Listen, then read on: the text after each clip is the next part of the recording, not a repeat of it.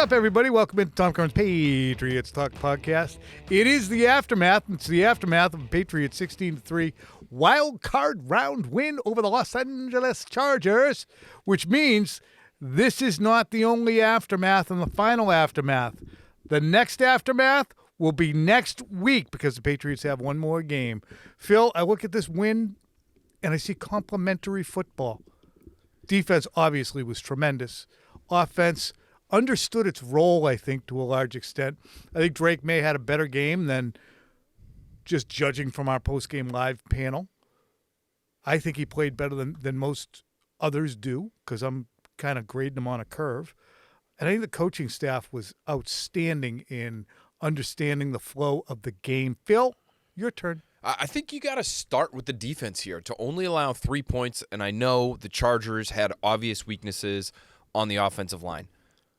But you're still going against one of the best regular season quarterbacks in the NFL, Justin Herbert, not shaking the reputation of being a less than quarterback in the postseason. Still a small sample size, but it's 3 games now, and it hasn't been good.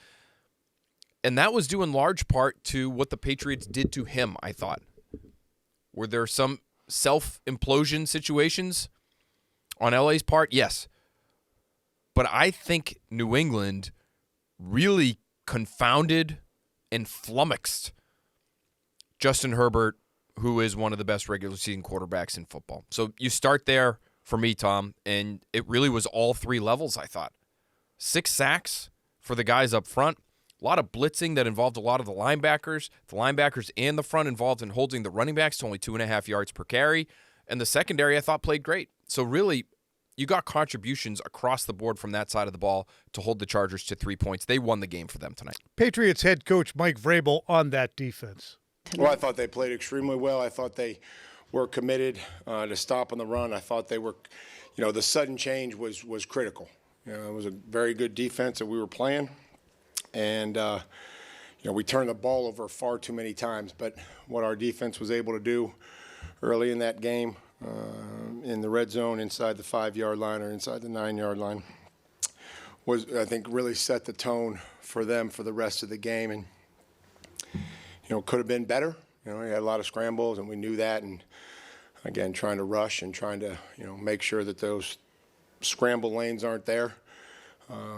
Secondary did a fantastic job with the play extensions and making sure that, those plays didn't get loose. And I'm just really proud of everybody.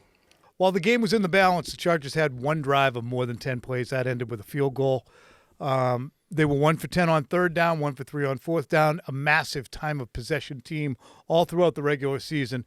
They had the ball for 27 minutes, 45 seconds, a lot of that at the end of the game when they were trying to dink and dunk their way downfield. Patriots had the ball for 32 minutes. Phil, what's going to happen, and it's okay because I've talked all week about the so what nature of the outside opinions of the Patriots, but I think we're going to hear a lot of, well, Chargers kind of suck on offense, don't they?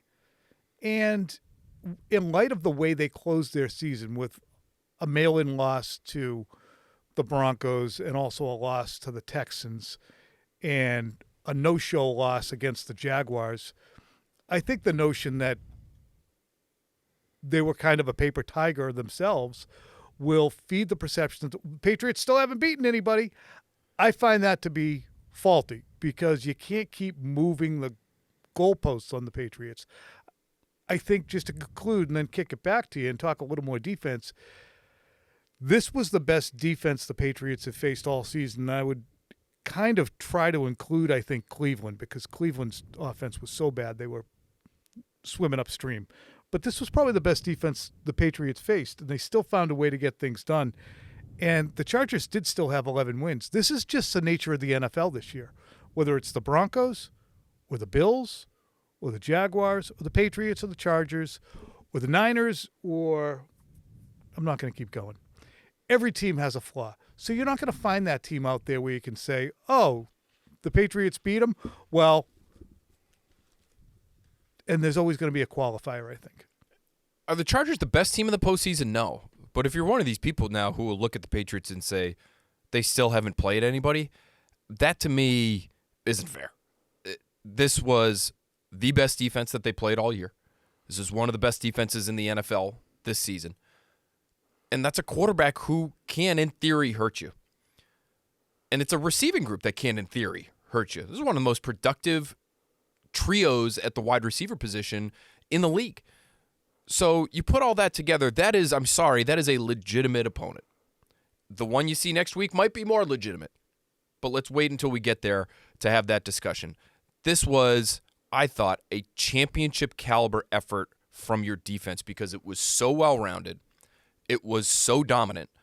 And it was, I thought, schematically really smart. There was some great commentary from Robert Spillane after the game talking about how he talked, Tom, to Chargers players who told him they were willing to admit, we had no idea what you guys were doing tonight. That, to me, is the sign of a defense that's ready to go on a real run. I think they're equipped to go on a real run. They've had all kinds of questions surrounding them on that side of the ball, Tom, for large chunks of the season, and specifically their run defense, maybe the last 2 months of the season. But it looks so much better now with Milton Williams out there. Robert Spillane is out there after missing time with injury. He helps them significantly in that regard. And it's really hard when they're all healthy. Christian Gonzalez dealing with a head injury, it seems like, and so who knows what the future holds for him.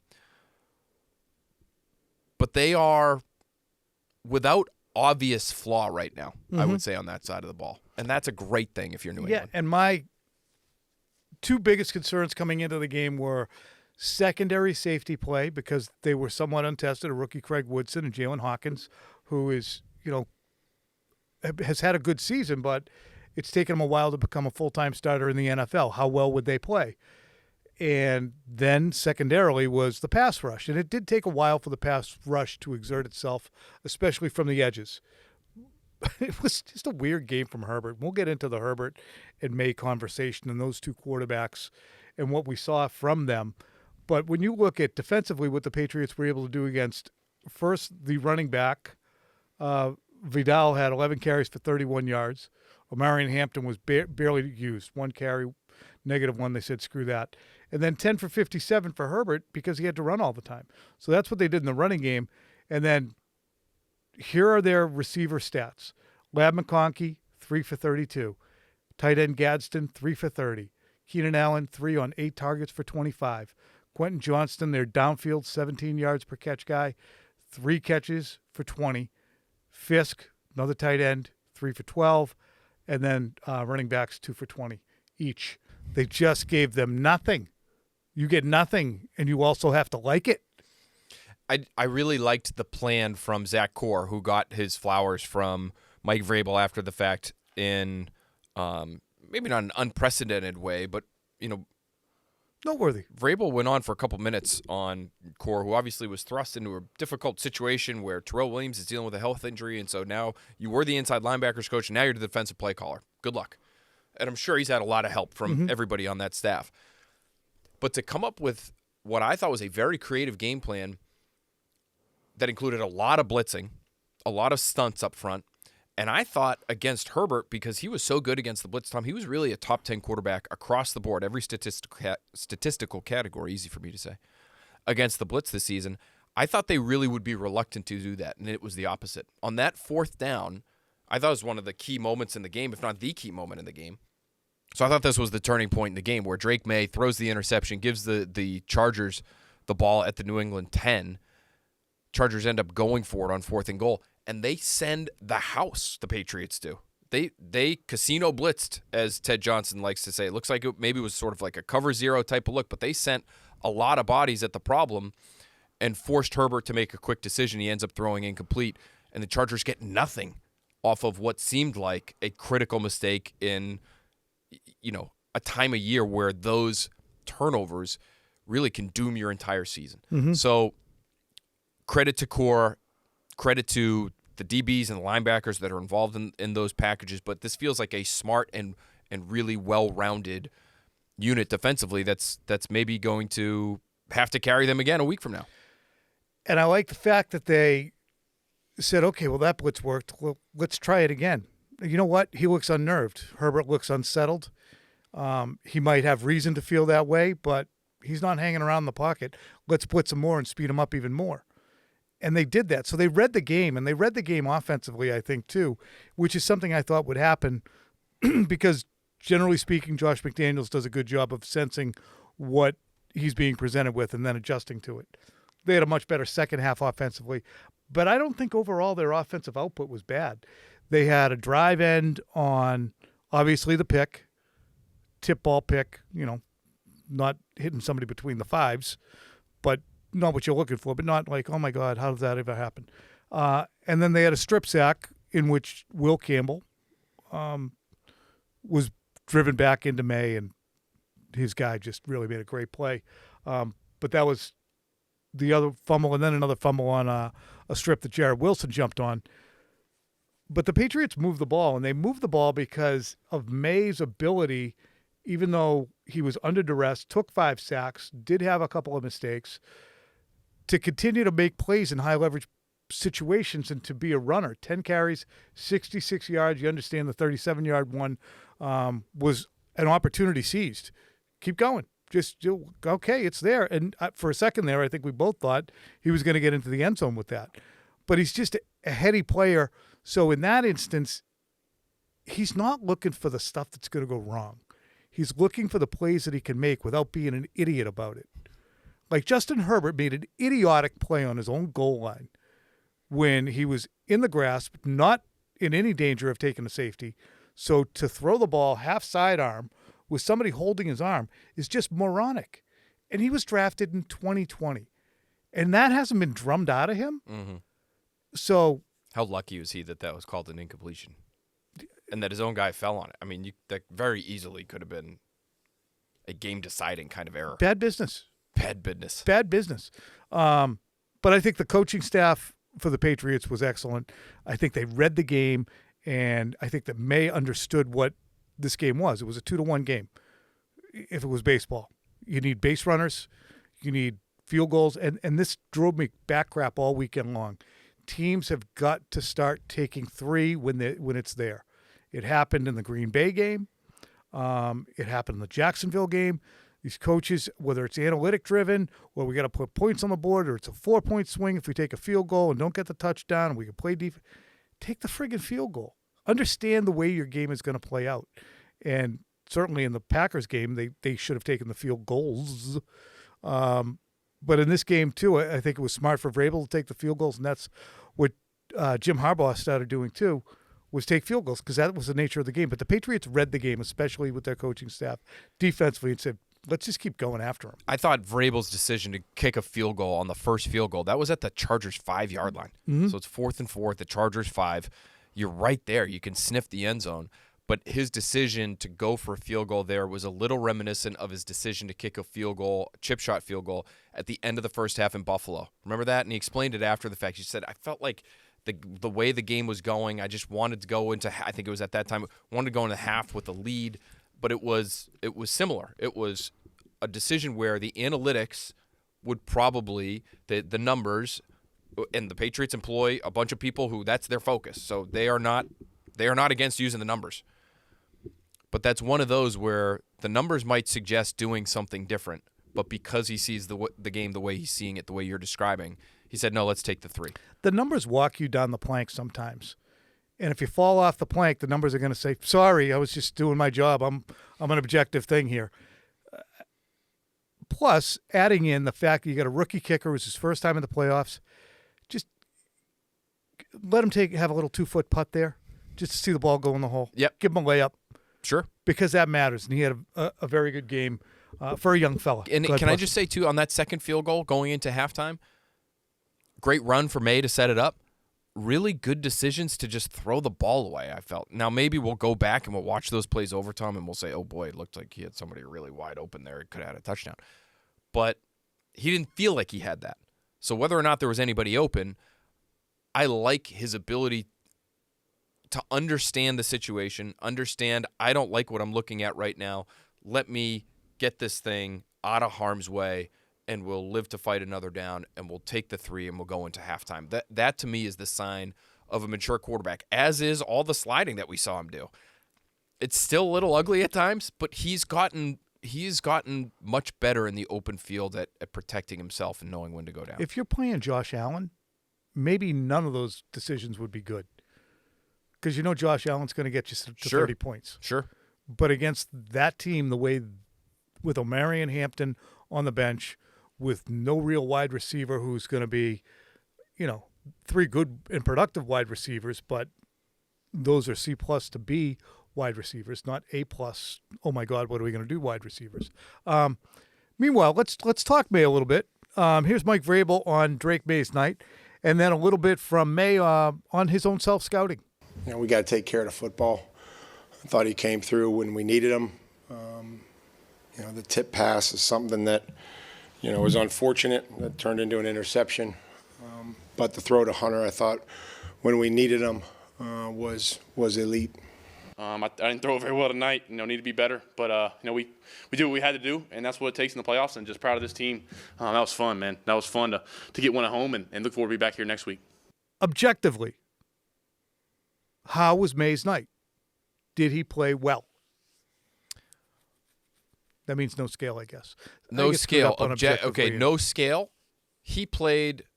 Listen, I would lean toward saying he played well, but the more detailed answer is he played well enough in this game. To have multiple turnovers and to have a 2-turnover game that could have easily been a 3-turnover game if that last fumble hadn't been fallen on by Jared Wilson, you're not going to survive many playoff games doing that. And so he knows that, and to his credit, he's fallen on the sword, and he's saying that the defense won them the game, but I really like the fact, Tom, he was still productive. He threw for 9.2 yards per attempt. I thought he took the check down when the check down was there, and some of those led to explosive plays to Ramondre Stevenson. I'm just looking at next-gen stats right now. His intended air yards for this game was 8.0, which is over a full yard less than his average during the regular season. So he was throwing shorter because that's what the Chargers give you. So I like the fact that he did that. What I think you have to be a little bit concerned about if you're the Patriots is he understanding when he's in danger? Because a couple of those plays, they felt like those negative plays in the pocket felt like they were extended because he wants to extend them because he just has that playmaking DNA.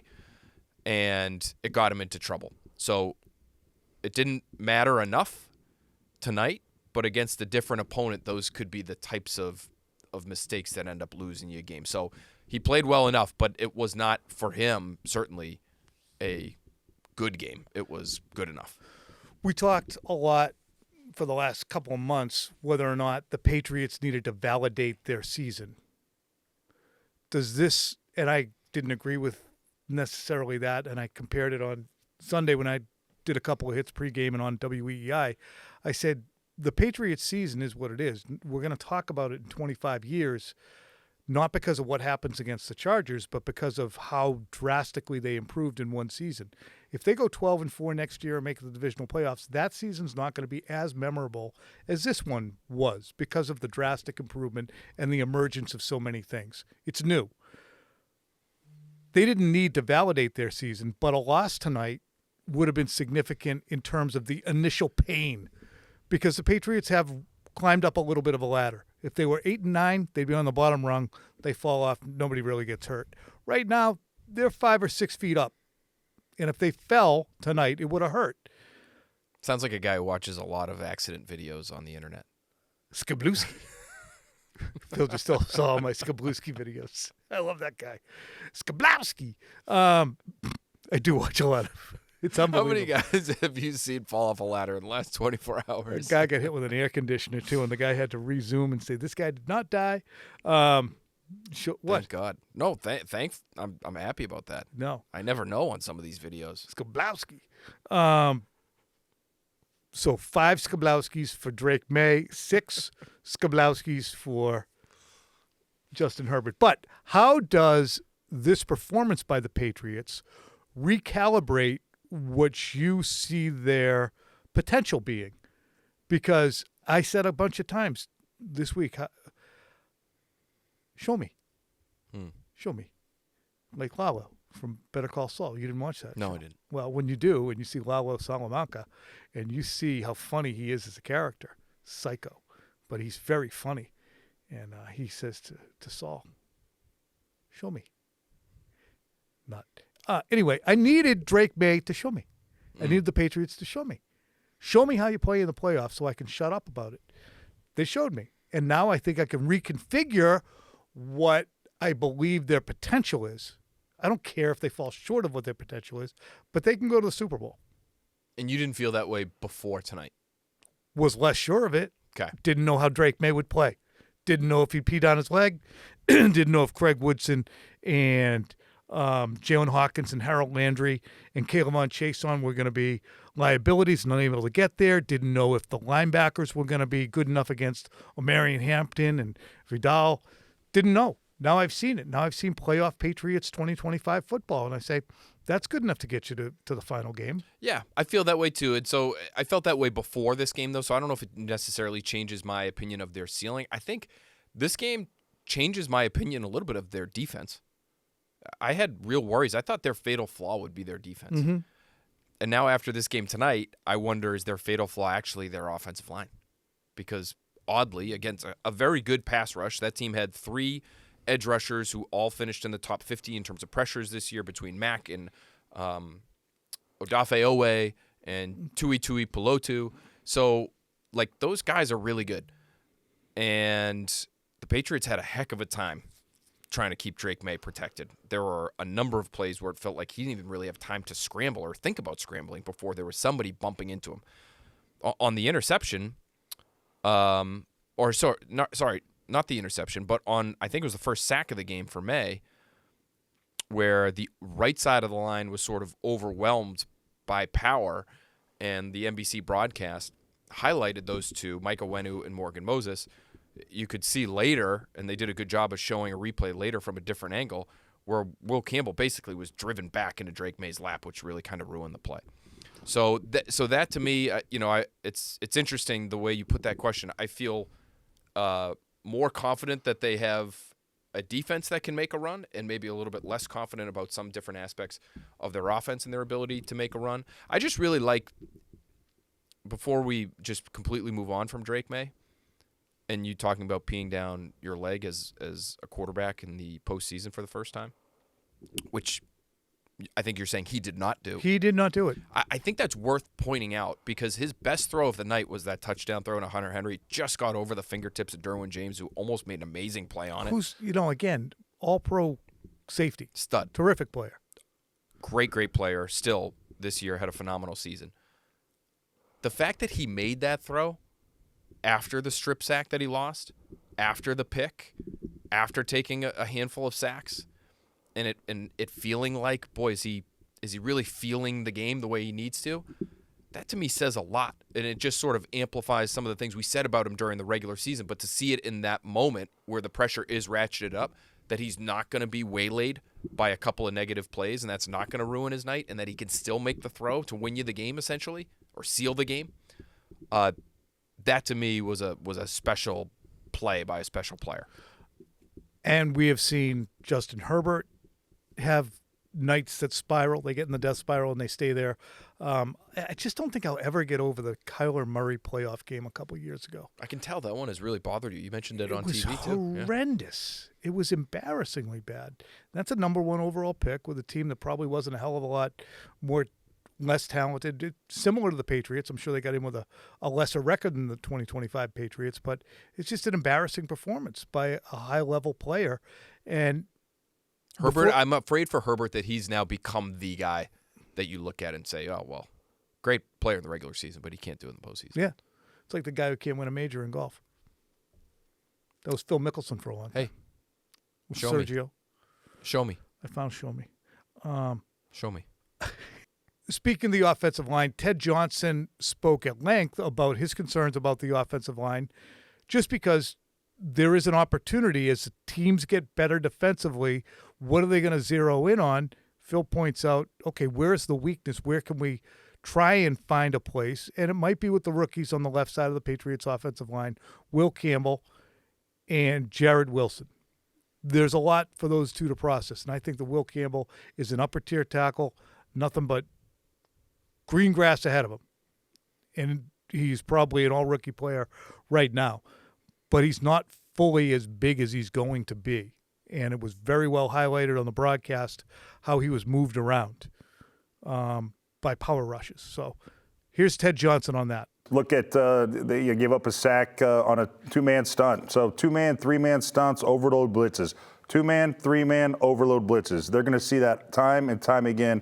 Even Jared Wilson gave up a sack as well. So those two guys on the left side, we were concerned about them going into the season.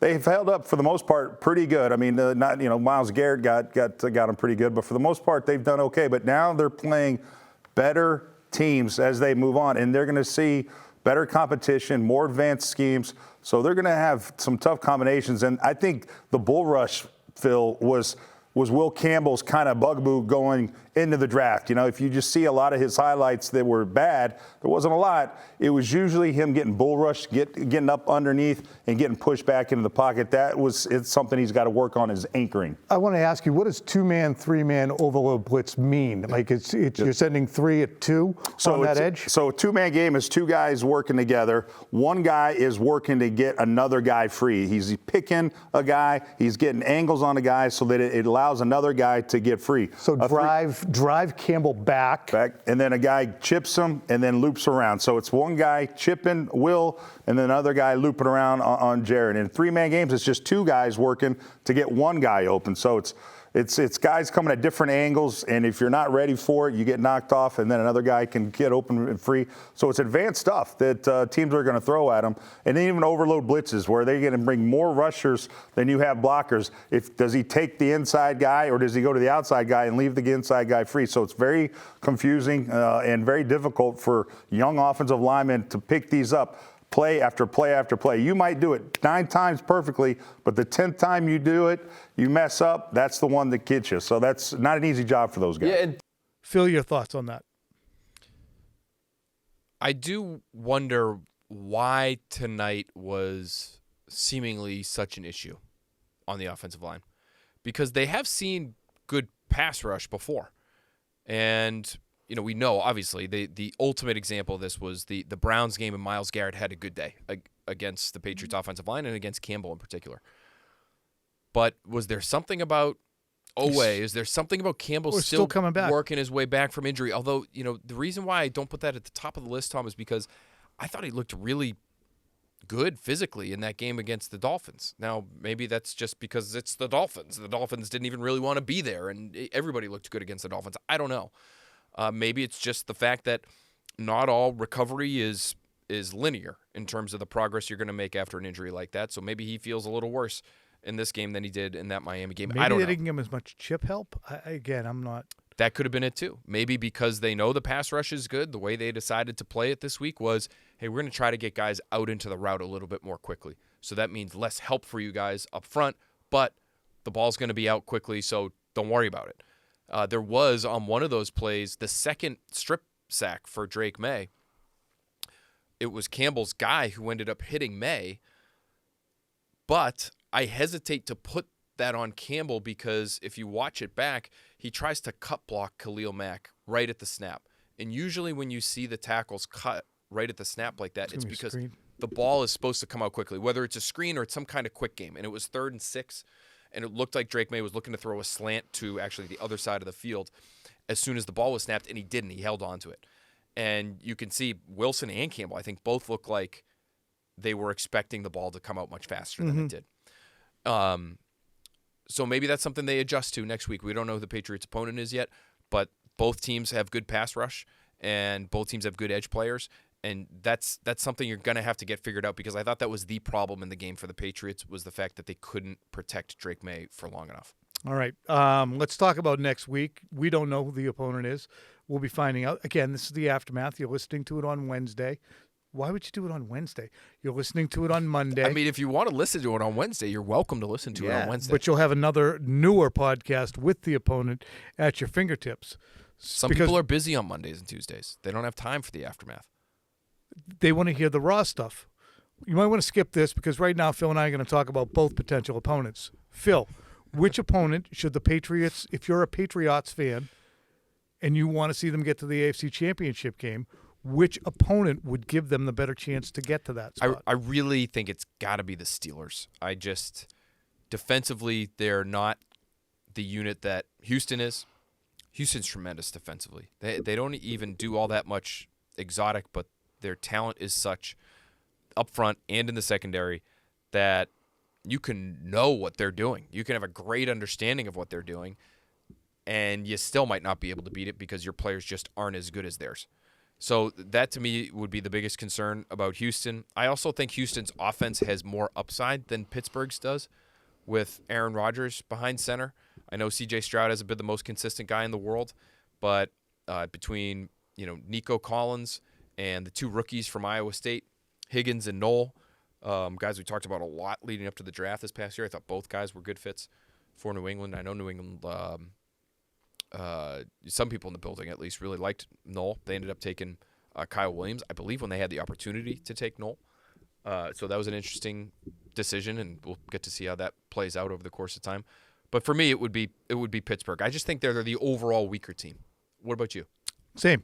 Pittsburgh's overall weaker. I was reading Jim Harbaugh's transcript for a large portion of your answer, so I hate to be redundant with anything you said, but the pressure exerted on a mobile quarterback like Justin Herbert, I think that Aaron Rodgers likes even less to be hit than any quarterback in the league.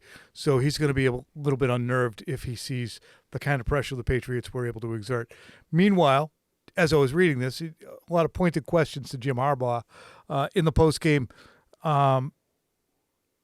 He was talking and was asked pointedly about what he has to do, and he was ambiguous in his answers. And finally, after saying he was going to look at everything's on the table, he's going to have some sleepless nights, he eventually said, "Can you expand on what you said about ... And he interrupted and said, "A lot of it is the Patriots too. Not going to sit here and say the Patriots. Not going to sit here and say ... The Patriots played very well, and they did a great job. I want to congratulate them, not to be one of those coaches that stands up here and says that they call it what it is. I mean, they played extremely well." I'd have to hear the tone, but I think he's being nice. Harbaugh was also asked about the critical portion of the game early when they came up with the pick, were deep in Patriots territory, ended up getting down, and went for it on fourth down, failed to get it. His explanation on that, when asked why he had so infrequently gone for it, he said, "Looking back on it, you don't get it. That would have been 3 more points where we got 0. But had we gotten it, we would have just needed 1 touchdown at the end of the game. Probably would have been kicking myself had I not done it and gone for it and taken that opportunity and taken that chance. Felt like that was the right thing to do, didn't get it in." As for why in this game was he being more aggressive, he said, "That's our analytics, to go for it in that situation. Playing it out, it's not the right decision because you didn't score the touchdown. In the same situation, you got to take your shot." I don't agree. You have to figure out, look, I know he wears funny glasses. Smarter than me. But I think that you got to feel out the way the game's going to play out. And I felt like a rock fight.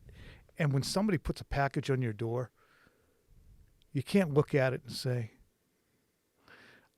"I want a bigger one. I'm going to try the one that whatever the friggin'. Don't look a gift horse in the mouth. Kick the field goal. Take your 3. And they didn't do it. It's 1:18 in the morning. Just want the people that are listening to know. You called Justin a warrior. Was a hand an issue today? Yeah, it's an issue. It's an issue. But yeah, he doesn't flinch. He's just like a warrior would. Can I just push back a little tiny bit on the Harbaugh decision? Yeah. Did you know it was going to be a rock fight at that point? It was so early. Had the game declared. You're right. No. And additionally, just really quickly, if you know your offense might suck, and he probably knows they're so flawed, the offensive line's so weak right now, that the offense kind of sucks. And he's looking across the way, and he sees, team that's scoring 30. A team that's scoring a lot of points, a quarterback who might be the MVP of the league. We're right there. We're going to need to score a touchdown at some point in this game. Why not now? Let's go for it. I get it. I do. I understand that. I'm just trying to put myself in his shoes. It I might am not too. just be like some nerd somewhere saying, Jeb, you got to go for it now. It could just be him looking at his team and saying, damn, we got to get 6 at some point here. This might be our best shot. We spent a decade and a half making fun of another Chargers coach for taking 3 every chance he got, Marty Schottenheimer. And poor Marty didn't win a lot of games. Whoa. Poor Marty won a shit ton of games. He did win a lot of games. He didn't win a lot of playoff games. No. I liked Marty Schottenheimer. Rest I in liked peace. him. Yeah. Definitely. Seems like a fun guy to cover. Yeah. Big personality. Yeah. Yep. So, but I think that the needle is pushed too far the other way, where coaches are greedy because of analytics, and then they end up at the end of the game and they can play the game and say, well, looking back, we should have taken it, but we have to be aggressive. You can always, if you get it, you look like a genius. If you don't, well, at least people would say, well, at least you had the balls to do it. All right. And here's why I find that analytics answer so interesting. Because that's what he you says. You get to hide behind it. He says that's our analytics. So is he blaming them? Was his decision really based on what I just explained, which is football? We're going to need a touchdown. Our offense isn't very good. They're going to score a bunch of points tonight, so we're going for it. I don't care what the people in the booth are saying. That to me is a football decision. He's blaming the analytics. Does that mean is he telling the truth? Or he's hiding behind it. Is he hiding behind it, or is he telling the truth and they basically made the decision for him, or that decision was made before the game was even played? Yeah, if he didn't have numbers, what would he have done? Because to me, analytics, this is where the analytics gets really annoying. Very rarely does the analytics get to a point where the probability of winning, and that's basically what all these measures are, how much does it increase your probability of winning? On these plays, it's usually about 53 to 47. It's rarely 80 to 20. And if it's 80 to 20 to go for it on 4th down, increasing your likelihood of winning, it's because you're 4th and inches on the goal line. So you don't need the numbers to tell you that. No, to tell you what the percentages are. The shit that happens where it's 4th and 3 at the, your opponent's 43-yard line, and people, oh, he didn't go for it. Well, there were 12 minutes left in the game, and you were down 4. I don't know. Shut up. People want to go to bed too.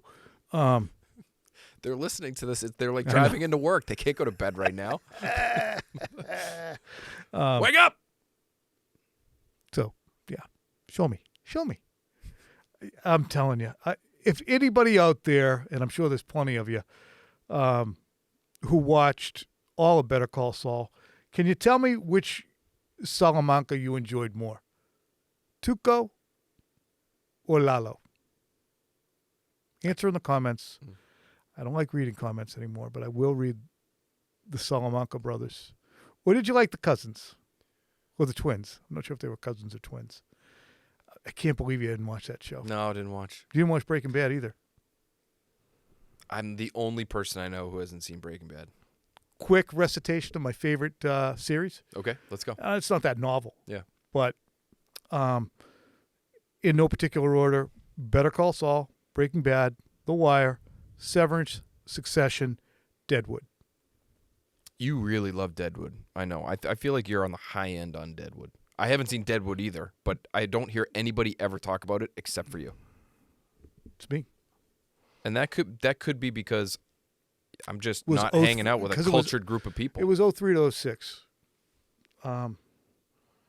Breaking Bad was 08 to 13, huh? Requiem for a Gleet. Go ahead and watch that one time. That's from Deadwood. Phil, despite it being late, we are both still on a full belly thanks to Novara. Unbelievable job by Novara. Love those guys. Jay, Big Sean, the whole crew over there, they do such tremendous work. And Tom, where are we they? Eat like kings. They're out of East Milton, right there in East Milton Square. Short rib, wings, chicken broccoli ziti. Chicken parm. Chicken parm. Unbelievable. I ate what had to have been conservatively 4 pounds of meat. Mm-hmm. We also had some beautiful salad stuff. I had the cannoli. We had those little, really those good cute, cannolis. delicious, unbelievable cannolis that were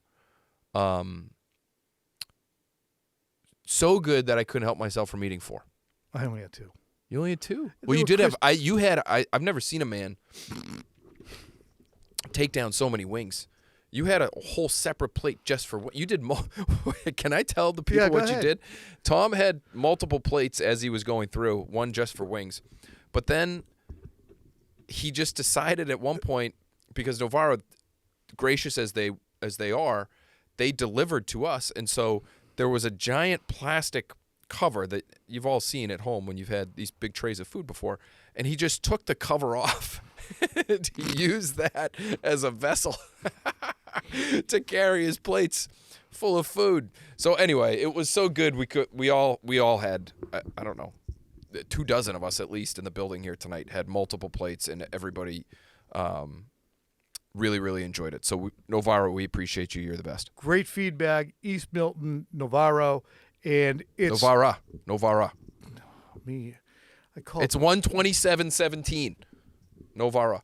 and I called poor Drake Maye's wife because we spent 10 minutes doing the post-Bakemas show. Great which series was that's great. going to be. Episode 1 is out right now. And Find then it I on YouTube. called her Anna Michael May, and Phil just looked at me like, "You idiot! It's Ann Michael May." And Michael. You just threw an extra A on there. It's okay. But Michael Hawley did it first, so He did do it first, so we had to Apologies. correct both of apologies to Ann Michael May. I'm glad to have you under the umbrella and providing us with content that will be consumed, you. She's just as your cookies will. she's our biggest star right now. Nobody's gone more viral than Ann Michael May over the course of the last 2 months. Fair enough. Novara is an upscale restaurant, correct? Of course. I said I It's would. not like a black tie affair, but it's an upscale, nice restaurant. No, I told you last time they came. And Oh, okay. So Some of the generously- listeners might be new. so generously delivered to us. They've done it multiple times. I said I would take you there on a bro date. That's and, nice. And you would feel very comfortable there. It's a great scene. Great place to watch a game. Great place to go out with your family. You could take your mom. Great Mother's Day spot. Great Sunday brunch Is there a spot. nice date night joint? Nice date night joint. Whatever you want, they'll do. Awesome. All right. Thanks to them. Thank you guys. The best. Check them out. Show me. East Milton Square.